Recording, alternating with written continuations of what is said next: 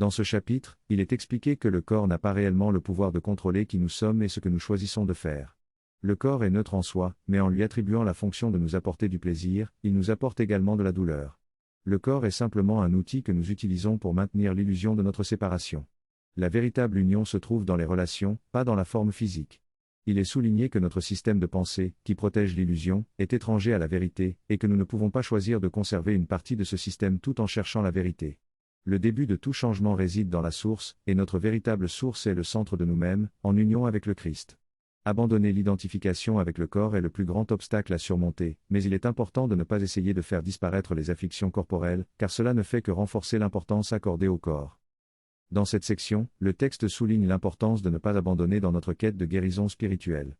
Il rappelle que notre désir est ce dont nous avons besoin pour avancer, et que même si cela peut sembler difficile parfois, il est crucial de persévérer.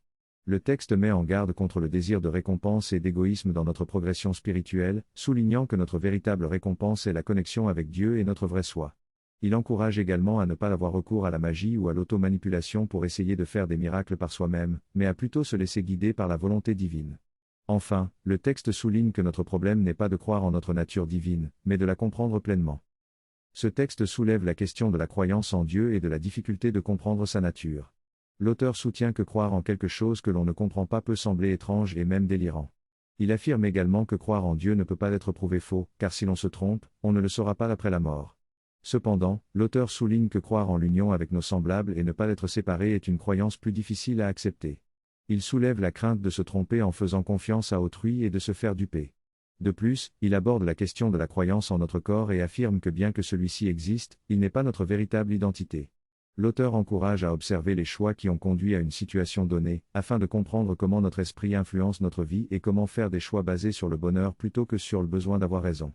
En fin de compte, l'auteur suggère de laisser notre cœur guider nos choix et de rechercher le bonheur, car c'est ce qui nous aidera à changer notre état d'esprit et à créer une différence dans notre vie. Le texte exprime l'idée que le soi séparé accorde plus d'importance à avoir raison qu'au bonheur. Il préfère être sérieux et avoir le cœur lourd plutôt que léger et gai. Le soi séparé voit la prise de vie au sérieux comme une stratégie pour maintenir sa séparation et considère la joie comme une menace, car elle renforce l'appel de l'union plutôt que de la séparation. Certaines personnes font des choix qui diminuent leur bonheur et augmentent leur malheur, choisissant d'avoir raison plutôt que d'être heureuses. Il y a un seuil au-delà duquel il n'y a pas de retour possible, que ce soit un bonheur si grand qu'on refuse de vivre dans le désespoir, ou une douleur si grande qu'on préférerait mourir. Les personnes souffrant de dépendance choisissent un seuil différent en s'enfermant dans des comportements addictifs pour éviter le retour au soi séparé. Le soi séparé est tellement habitué à la peur qu'il préfère les peurs connues à l'inconnu.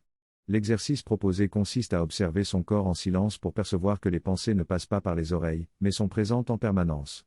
Les pensées définissent davantage qui nous sommes que notre corps. En développant un sens de l'humour et en apprenant à voir sans utiliser les yeux du corps, le soi peut trouver la plaisanterie de cette expérience sans la participation du corps. Dans ce texte, il est proposé de pratiquer l'observation de son propre corps pour élargir sa conscience. Au début, on se concentre sur les parties visibles de son corps, puis on parvient à le percevoir dans son ensemble. En observant son corps, on devient plus conscient de notre environnement et de notre connexion avec tout ce qui nous entoure. Cette pratique permet de prendre conscience de la vision étroite du soi séparé pour accéder à une vision élargie du soi unifié. Cependant, il peut y avoir de la résistance et de la peur dans le processus. Certains peuvent vouloir rester dans la théorie sans appliquer concrètement les enseignements. Néanmoins, cette expérience peut apporter une certaine paix intérieure et nous rappeler qu'il existe un lieu en nous où nous sommes attendus, protégés et aimés.